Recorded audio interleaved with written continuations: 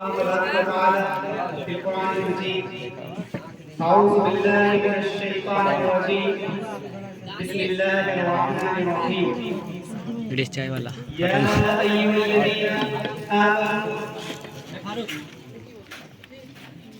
يا أيها الذين آمنوا وعملوا الصالحات طوبى لهم وحسن مآب. محترم سامعین کرام، عزیز بھائیوں اور دوستوں، اسٹیج پر موجود علماء کرام اور پردہ نشین میری ماں اور بہن،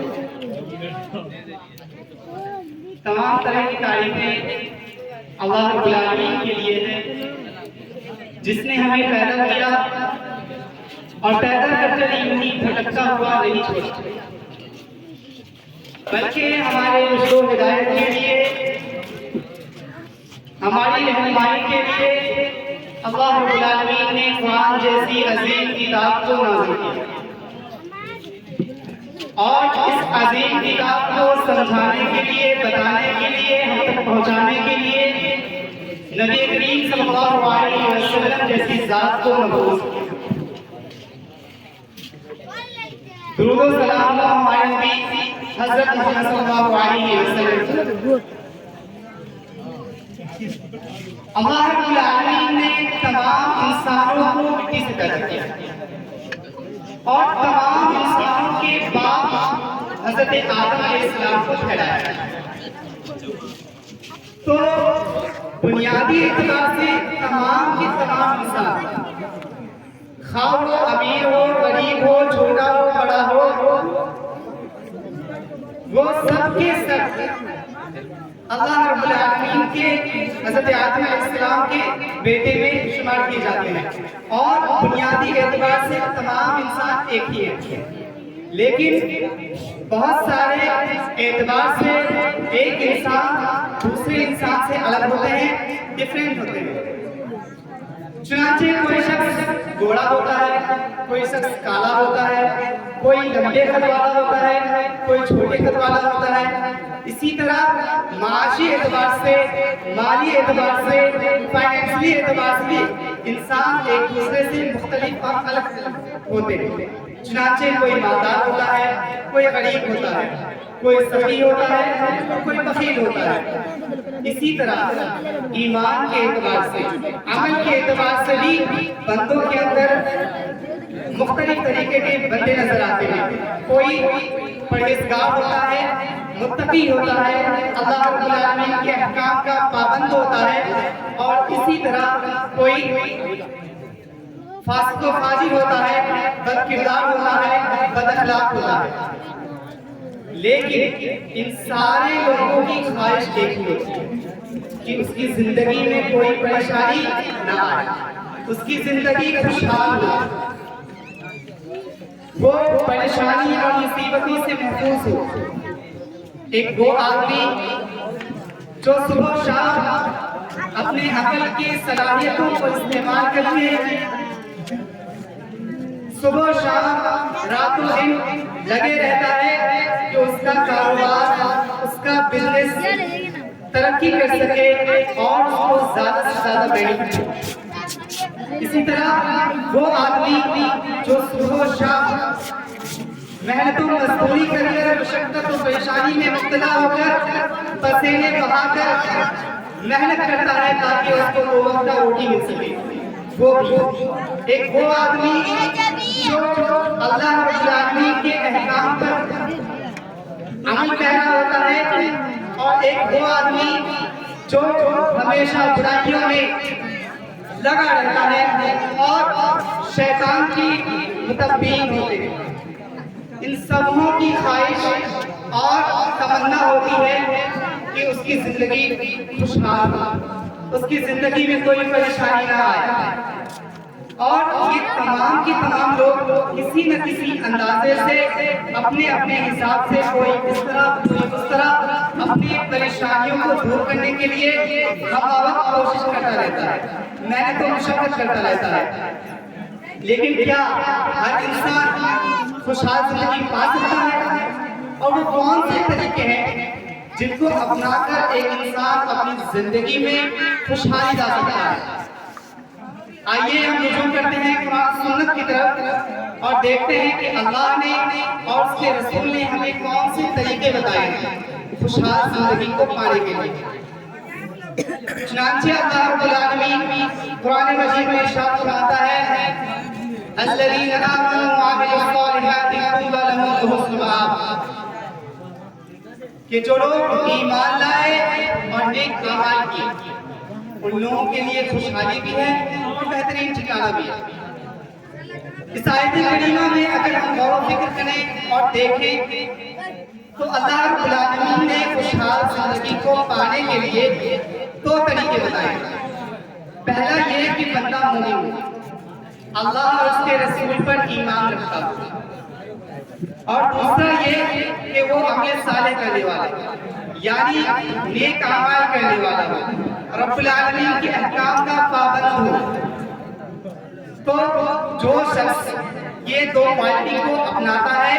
اور ان دونوں کاموں کو پورا کرتا ہے تو ایسا شخص یقینی طور پر دنیا میں بھی اور آخرت میں بھی کامیاب ہونے والا ہے۔ دنیا میں بھی اس کے لیے خوشنودی ہے، اچھی اور بہترین زندگی کا اللہ رب العالمین نے وعدہ کیا ہے، اور یہ ایسا وعدہ ہے جس کو ایسا نہیں ہے کہ یہ پورا نہیں ہوگا، کیونکہ یہ بات کسی انسان کی نہیں ہے بلکہ یہ وعدہ اللہ رب العالمین نے کیا ہوا ہے۔ اور آپ بخوبی جانتے ہوں گے کہ اللہ رب العالمین کا وعدہ ایسے ہی مذاقیہ طور پر نہیں ہوا کرتا۔ اللہ رب العالمین اپنے وعدوں سے مکرتا نہیں ہے۔ اللہ رب العالمین نے فرمایا ان اللہ لا یخلف المیعاد، اللہ رب العالمین اپنے وعدوں سے مکرتا نہیں ہے۔ معلوم ہوا کہ خوشحال زندگی کو پانے کے لیے، خوشحال زندگی کو اپنانے کے لیے، اپنی زندگی میں مصیبتوں کو دور کرنے کے لیے، پریشانیوں سے محفوظ ہونے کے لیے اللہ رب العالمین نے ہمیں بتایا ہے کہ ہم دین کے،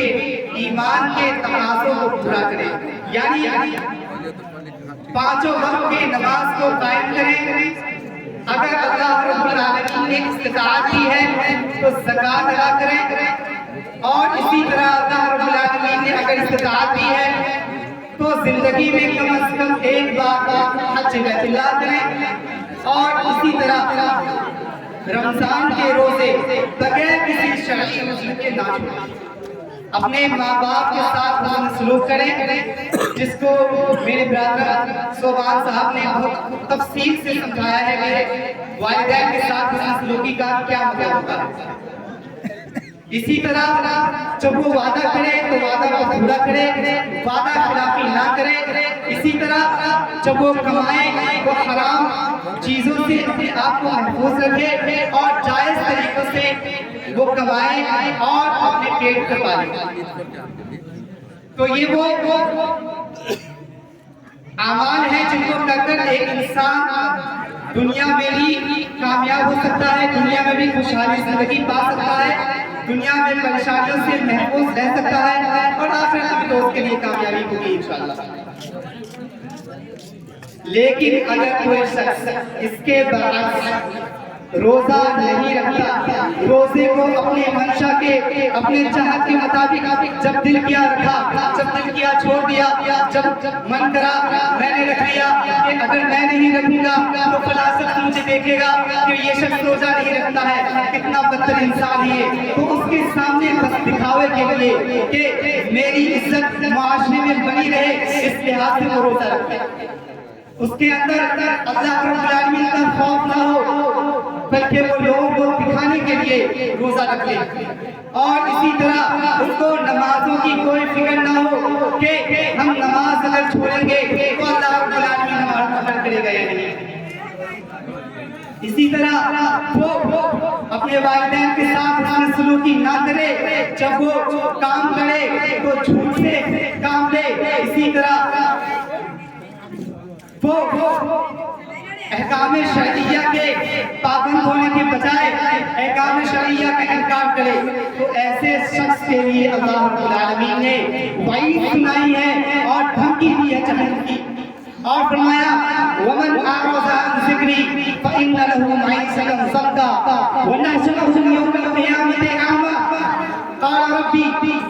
حشرتني أعمى وقد كنت بصيرا قال كذلك أتتك آياتنا فنسيتها وكذلك اليوم تنسى کہ جو شخص اللہ رب العالمین کو ذکر کے اللہ رب العالمین کے ذکر کا انکار کرے، اللہ رب العالمین کی آیتوں کا اعتراض کرے اور اللہ رب العالمین کے احکام کو کوئی ویلیو نہ دے تو اللہ رب العالمین اس کی زندگی کو تنگ کر دیتا ہے۔ اتنا ہی نہیں بلکہ اللہ رب العالمین قیامت کے روز اس کو اندھا کر کے اٹھائے گا۔ وہ شخص کہے گا کہ اے میرے رب تو نے مجھے اندھا کر کیوں اٹھایا؟ میں تو خوب دیکھنے والا تھا، میری آنکھیں تو دور دور تک صاف صاف ساری چیزوں کو دیکھ سکتا تھا، پھر تو نے مجھے اندھا کر کیوں اٹھایا؟ رب العالمین کہے گا جس طرح تمہارے اوپر ہماری آیتیں پڑھ کر سنائی جاتی تھی اور تم اس کو بھلا دیا کرتے تھے، بالکل اسی طرح آج تمہیں بھی بھلا دیا۔ سامعین کرام، معلوم ہوا کہ جو شخص اللہ رب العالمین کے احکام کا پابند نہیں ہے، شریعت اسلامیہ کے پابند نہیں ہے، نبی کریم صلی اللہ علیہ وسلم کو باتوں کو نہیں مانتے ہیں، ان پر عمل پیرا نہیں ہوتے ہیں، نماز نہیں پڑھتے ہیں، زکوٰۃ ادا نہیں کرتے ہیں، رمضان کے روزے نہیں رکھتے ہیں، تو ایسے شخص کے لیے اللہ رب العالمین دنیا کو تنگ کر دیتا ہے، مشکل میں ڈال دیتا ہے، پریشان کر دیتا ہے۔ اور اتنا ہی نہیں بلکہ اللہ رب العالمین نے فرمایا کہ ایسے شخص کو قیامت کے روز اندھا کر کے اٹھایا جائے گا۔ جب وہ پوچھے گا کہ اے میرے رب تو نے مجھے اندھا کر کے کیوں اٹھایا ہے، تب اللہ رب العالمین سے بتائے گا کہ جس طرح تمہارے اوپر علم کو جاننے والا، قرآن و حدیث کو جاننے والا تم پر قرآن کی آیتوں کو تلاوت کر کے بتاتے تھے، سمجھاتے تھے اور دین کی دعوت دیتے تھے اور تم قرآن کی آیتوں کو ہنسی مذاق میں لیا کرتے تھے، اس کو اہمیت نہیں دیتے تھے، ان آیات پر، ان احکام پر عمل پیرا نہیں ہوتے تھے، اس لیے تمہیں آج اندھا کر کے اٹھایا گیا ہے۔ اور جس طرح تم قرآنی آیتوں کو، نبی کریم صلی اللہ علیہ وسلم کی صحیح احادیث کو بھلا دیا کرتے تھے، بالکل اسی طرح آج تمہیں بھی بھلا دیا گیا۔ سامعین کرام، معلوم ہوا کہ اگر ہمیں خوشحال زندگی چاہیے، اگر ہمیں دنیا کے اندر ٹینشن نہیں چاہیے، بہتر سے بہترین زندگی چاہیے، پریشانیوں کا حل چاہیے، تو ہمیں اللہ رب العالمین کے احکام کا پابند ہونا ہوگا۔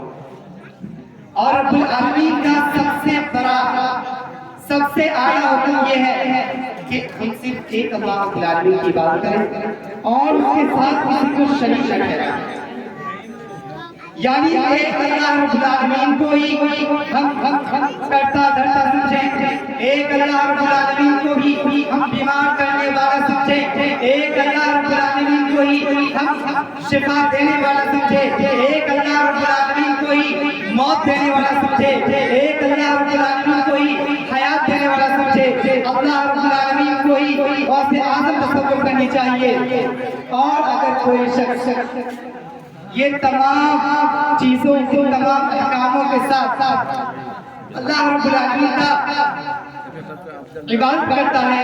اور شرعی احکام کا پابند ہوتا ہے، تو یقیناً اللہ رب العالمین ایسے شخص کے لیے زندگی کو خوشحال کر دے گا اور آخرت میں بھی اس کو اجر عظیم دے گا۔ ہم میں سے ہر شخص جانتا ہے کہ شریعت اسلامیہ کا نام ہی یہی ہے کہ ہم صرف ایک اللہ رب العالمین کو مانیں، اللہ ہی رب العالمین کو، اس کے صفات، اس کے ذات، اس کے افعال کو افعال میں ایک جانتے ہیں۔ ہم سب جانتے ہیں کہ اللہ رب العالمین ہی ہر چیز کا کرتا ہے، اللہ رب العالمین ہی ہمیں بیمار کرتا ہے اور اللہ رب العالمین ہی ہمیں شفا دینے والا ہے۔ لیکن اس کے باوجود اگر ہم اپنے معاشرے میں نظریں دوڑائیں، اپنے گھروں میں نظریں دوڑائیں، اپنے گاؤں میں نظریں دوڑائیں، تو ہمیں ایسے بہت سارے سارے لوگ جائیں گے جنہوں کے گردنوں میں، جن کے ہاتھوں میں، جن کے پیروں میں کالے دھاگے نظر آتے ہیں، جن کے گردنوں میں تعویذ نظر آتی ہے۔ میرے محترم سامعین اکرام، یہ تعویذ کس لیے ہوتا ہے؟ کیا ہمارا یہ ایمان نہیں ہے کہ اللہ رب العالمین ہی ہر چیز کو کرنے والا ہے؟ اللہ رب العالمین ہی اگر مصیبت میں ڈالا ہے تو اللہ رب العالمین ہی اس میں مصیبت سے ہمیں بچائے گا۔ اللہ رب العالمین نے اگر ہم کو یہ بیماری دی ہے، اللہ رب العالمین اس سے شفا دے گا۔ کیا ہمارا اس پر یقین نہیں ہے؟ اگر یقین ہے، اس کے باوجود ہم اپنے گلوں میں تعویذ لٹکاتے ہیں، کڑا پہنتے ہیں، کالے دھاگے لٹکاتے ہیں، تو یقین مانیے اس سب سے بڑا تیرا اور کوئی نہیں ہو سکتا۔ کیونکہ اگر ہمارا ایمان ہے کہ اللہ رب العالمین ہی تمام چیزوں کو کرنے والا ہے، اللہ رب العالمین ہی ہمارا خالق و مالک ہے، اللہ رب العالمین نے ہمیں مصیبت میں ڈالا ہے، تو اللہ رب العالمین نے ہمیں شفا دے، اس مصیبت سے بچایا۔ نبی کریم صلی اللہ علیہ وسلم نے فرمایا من علق تمیمۃ فقد اشرک۔ اور دیجیے میرے بھائیوں، آپ لوگ میں سے ایسا کوئی شخص شاید ہی ہوگا جو شرک کے تعلق سے جانتا نہ ہو، شرک کے بارے میں نہیں جانتا ہو کہ وہ کتنا عظیم جرم ہے۔ اللہ رب العالمین فرماتا ہے کہ ان اللہ لا یغفر ان یشرک بہ ویغفر ما دون ذلک لمن یشاء ومن یشرک باللہ فقد ضل ضلالا بعیدا، کہ اللہ رب العالمین شرک کرنے والوں کو معاف نہیں کرتا۔ اس کے علاوہ جتنی بھی چھوٹی بڑی گناہیں ہیں، اللہ رب العالمین اپنی مشیت کے اعتبار سے اللہ رب العالمین اگر چاہے تو معاف کرے۔ تو شرک سے تعویذ پہ لٹکانا یہ ہمیں شرک تک پہنچا دیتا ہے، اور تعویذ کنڈے کالے دھاگے کا استعمال کرنا اتنا قبیح عمل ہے کہ ہم اور آپ جانتے ہیں کہ نبی کریم صلی اللہ علیہ وسلم کتنے رحم دل تھے۔ طائف والوں سے آپ نے پتھریں کھائی لیکن ان کو عذاب میں مبتلا ہونے سے روک دیا، بلکہ ان کے حق میں دعائیں مانگی۔ وہ نبی کریم صلی اللہ علیہ وسلم جن کو رحمت للعالمین بنا کر بھیجا گیا ہے، ہمارے نبی کریم صلی اللہ علیہ وسلم نے تعویذ لٹکانے والوں کے لیے بد دعا دی۔ سوچئے، جو شخص جو شخص کسی کو کوئی پریشانی نہیں پہنچانا چاہتا، جو شخص رحمت للعالمین بنا کر بھیجا گیا ہے، وہ اگر کسی چیز کے تعلق سے بد دعا کرے تو اس کے بد دعا کا عالم کیا ہوگا۔ اور کیا ہم اور آپ یہ تصور کر سکتے ہیں کہ نبی کریم صلی اللہ علیہ وسلم کی بد دعا کر دی جائے گی؟ نبی کریم صلی اللہ علیہ وسلم اگر اللہ رب العالمین کے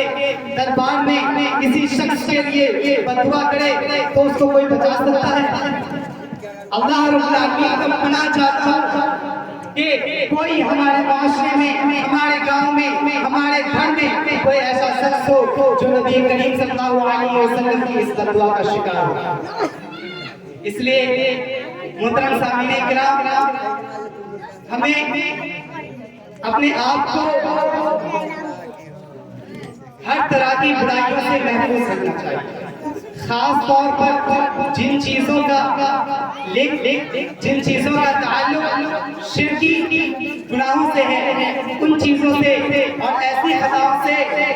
بہت زیادہ دور رہنا چاہیے، کیونکہ اگر ہم شرک کریں گے تو پھر ہمیں معاف کرنے والا کوئی نہیں ہے۔ اور نیک اعمال کرنے کے لیے، رب کو راضی کرنے کے لیے، توبہ استغفار کرنے کے لیے، اپنے آپ کو نیک بنانے کے لیے، اپنے آپ کو نیکی کا عادی بنانے کے لیے بابرکت مہینے سے اچھا کون سا وقت ہو سکتا ہے؟ ابھی جو وقت چل رہا ہے اور ہم لوگ تقریباً رمضان کے آخری عشرے میں قدم رکھ چکے ہیں، اس سے زیادہ فضیلت والی کوئی مہینہ نہیں ہے۔ اللہ رب العالمین اس مہینے میں بندوں کی دعاؤں کو بہت زیادہ کثیر تعداد میں قبول فرماتا ہے۔ اسی لیے ہمیں چاہیے کہ رمضان کی اہمیت کو سمجھتے ہوئے رمضان میں جتنا ہو سکے ہم سے نیک اعمال کریں، ذکر و اذکار کریں، تاکہ جب ہماری موت ہو تو اللہ رب العالمین ہم سے راضی ہے۔ ہم نے انہی باتوں میں اپنی باتوں کو ختم کرنا چاہتا ہوں اور دعا گو کہ الہ العالمین تو ہم سب مسلمانوں کو نیک اعمال کرنے کی توفیق عطا فرما اور مجھے کہنے سننے سے زیادہ اور آپ کو بھی اس پر عمل کرنے کی توفیق عطا فرما۔ رب العالمین ہم سے جو خطائیں ہوئی ہیں رب العالمین ان سے معاف فرما۔ رب العالمین اس ماہ مبارک میں ہم نے جو اعمال کیے ہیں رب العالمین ان سے قبول کر، رب العالمین ہمیں دنیا میں بھی عزت دے اور مرنے کے بعد بھی جنت نصیب عطا فرما۔ تو آخر دعوانا الحمدللہ رب العالمین۔ السلام علیکم ورحمۃ اللہ وبرکاتہ۔